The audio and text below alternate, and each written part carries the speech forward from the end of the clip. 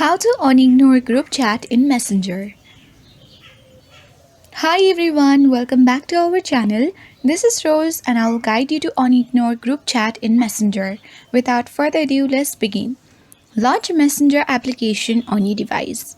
From this chat, long press on particular group chat and from this menu select Ignore option. As you can see that we have successfully ignored this group chat. To unignore, tap on the menu icon at bottom right corner.